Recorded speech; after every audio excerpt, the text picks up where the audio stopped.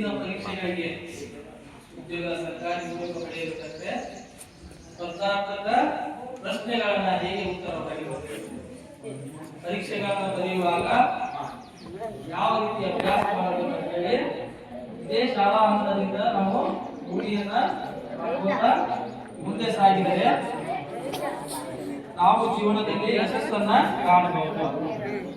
ನಿರಂತರ ಅಭ್ಯಾಸ ಮಾಡಬೇಕು ಹಾಗೂ ದೇಶ ವಿದೇಶದ ಎಲ್ಲಾ ರೀತಿಯ ಬೆಳವಣಿಗೆಗಳ ಬಗ್ಗೆ ತಿಳುವಳಿಕೆ ಹೊಂದಿರಬೇಕು. ಗಣಿತ, ಭೂಗೋಳ ಹಾಗೂ ಸಮಾಜ ವಿಜ್ಞಾನ, ವಿಜ್ಞಾನ ವಿಷಯಗಳು, ಪರಿಸರ ಅವುಗಳ ಬಗ್ಗೆ ನಾವೆಲ್ಲ ತಿಳ್ಕೊಂಡು ಏನ್ ಮಾಡಬೇಕು, ಶಾಲಾ ಹಂತದಿಂದ ನಾವು ಸರಿಯಾಗಿ ತಯಾರಿಯನ್ನು ಮಾಡ್ಕೊಂಡಿರೋ ಮುಂದೆ ನಮ್ಮ ಪದವಿ ಮುಗಿದ ಮೇಲೆ ಅಥವಾ ಸ್ನಾತಕೋತ್ತರ ಪದವಿ ಮುಗಿದ ಮೇಲೆ ಕೆಲವೊಂದು ಆಡಳಿತಾತ್ಮಕ ಪರೀಕ್ಷೆಗಳನ್ನ ಹೇಗೆ ಎದುರಿಸಬೇಕಂತ ಹೇಳಿ ಇದೇ ಹಂತದಲ್ಲಿ ನಾವೇನು ಮಾಡಬೇಕು, ರೂಢಿ ಮಾಡ್ಕೋಬೇಕು. ಆದ್ದರಿಂದ ನಮ್ಮ ನಿಲಯದಲ್ಲಿ ನಮ್ಮ ವಾರ್ಡ್ ಸಾಹೇಬರು ಒಂದು ಒಳ್ಳೆಯ ಕೆಲಸವನ್ನು ಮಾಡಿದ್ದಾರೆ.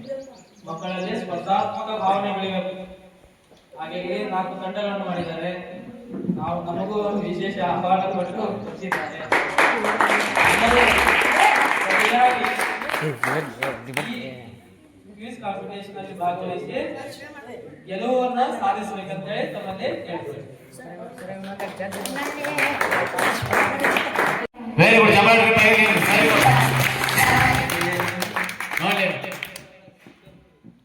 ಸ್ಪೀಕರ್ ಇರ್ತಾರೆ.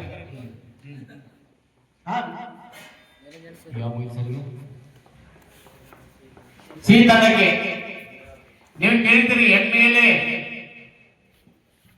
ಆಗಬೇಕಾದರೆ ಕನಿಷ್ಠ ವಯಸ್ಸು ಎಷ್ಟು ಆಗಿರಬೇಕು? A 21, B 30, C 25, D 28. ಇದು ಸಿ ತಂಡಕ್ಕೆ. ಎ 21 ವರ್ಷ, ಬಿ 30 ವರ್ಷ, ಸಿ 25 ವರ್ಷ, ಡಿ 28 ವರ್ಷ. Time is stop. ಡಿ 28 ವರ್ಷ. ಪಾಸ್. ಎಷ್ಟು? ಪಾಸ್ ಸರಿಯಾಗಿ ಬಿಟ್ಟಿರ್ತಿಲ್ಲ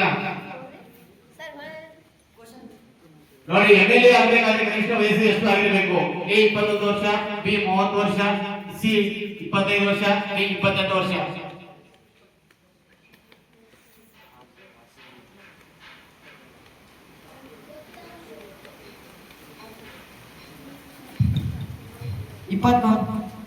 ಪಾಸ್.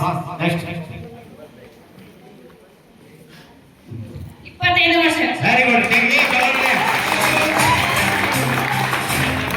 ಇದು ಪಾಸ್ ಆದಂತ ಪ್ರಶ್ನೆಗೆ ಈ ತಂಡ ಉತ್ತರ ನೀಡಿದಾಗ ಅವರಿಗೆ 5 ಅಂಕಗಳು. ಮುಂದಿನ ಪ್ರಶ್ನೆ ಈ ತಂಡಕ್ಕೆ ನೇರವಾದ ಪ್ರಶ್ನೆ.